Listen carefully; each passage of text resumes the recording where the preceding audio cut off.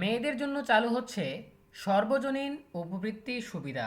অর্থাৎ প্রত্যেকটা মেয়েই উপবৃত্তি পাবে, কোনো যোগ্যতা বা কোনো শর্তের প্রয়োজন হবে না।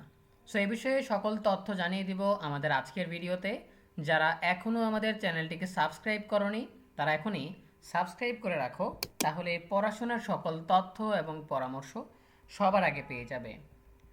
ষষ্ঠ থেকে স্নাতক পর্যন্ত মেয়েদের জন্য সর্বজনীন উপবৃত্তি পুনরায় চালুর সম্ভাবনা পর্যালোচনার নির্দেশ দিয়েছেন প্রধানমন্ত্রী তারেক রহমান। একই সঙ্গে ছেলেদের শিক্ষায় উৎসাহিত করতে মেধা ও যোগ্যতার ভিত্তিতে উপবৃত্তি দেওয়ার বিষয়েও আলোচনা হয়েছে।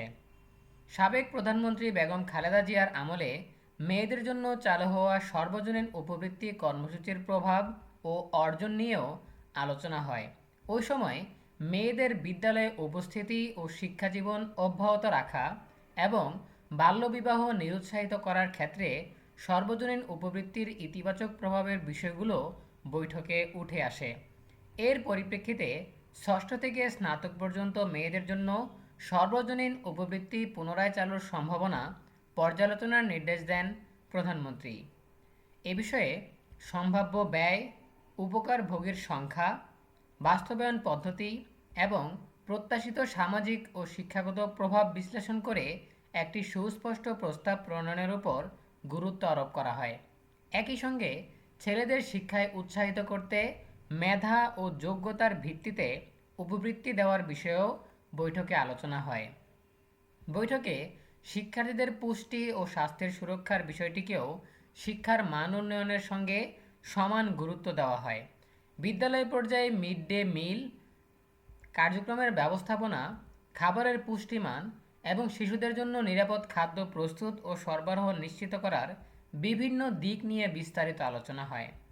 প্রধানমন্ত্রী শিক্ষার্থীদের জন্য সরবরাহ করা খাবার যাতে পুষ্টিকর, নিরাপদ ও মানসম্পন্ন হয় এবং কোনোভাবেই খাদ্যের মান নিয়ে আপোস করা না হয় সে বিষয়ে গুরুত্ব আরোপ করেন। মিড ডে মিল কার্যক্রম বাস্তবায়নে ব্যয়, ব্যবস্থাপনার দক্ষতা, স্থানীয় পর্যায়ে অংশগ্রহণ এবং খাবারের মান নিয়ন্ত্রণের বিষয় বিবেচনায় রেখে দুটি বিকল্প পদ্ধতি নিয়েও বৈঠকে আলোচনা করা হয়। উভয় পদ্ধতির কার্যকারিতা, বাস্তবায়নযোগ্যতা ও সম্ভাব্য ফলাফল যাচাইয়ের লক্ষ্যে দুটি পৃথক জেলায় প্রতিটি পদ্ধতির পাইলট প্রকল্প চালুর নির্দেশ দেন প্রধানমন্ত্রী।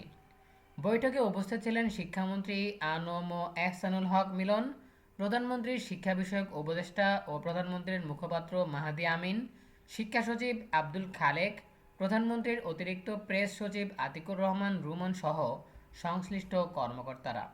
প্রিয় শিক্ষার্থীরা, এই হচ্ছে আমাদের হাতে থাকা সর্বশেষ তথ্য।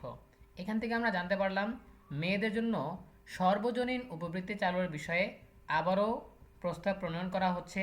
সেই প্রস্তাব পাশ হলে আবারও সকল মেয়েরা ষষ্ঠ থেকে স্নাতক শ্রেণী পর্যন্ত উপবৃত্তি পাবে, আর ছেলেদের ক্ষেত্রে প্রযোজ্য হবে মেধা আর যোগ্যতার ভিত্তিতে। সো এই হচ্ছে আমাদের আজকের আয়োজন। এ বিষয়ে তোমাদের যে কোনো প্রশ্ন কিংবা মতামত জানাতে পারো কমেন্টে। দেখা হবে পরবর্তী আপডেট নিয়ে নতুন কোনো ভিডিওতে। সেই পর্যন্ত তোমরা সবাই ভালো থাকো, সুস্থ থাকো, নিরাপদে থাকো এবং সবসময় ENUB চ্যানেলের সাথেই থাকো। তোমাদের সকলের জন্য রইল অনেক অনেক শুভকামনা। ধন্যবাদ সবাইকে।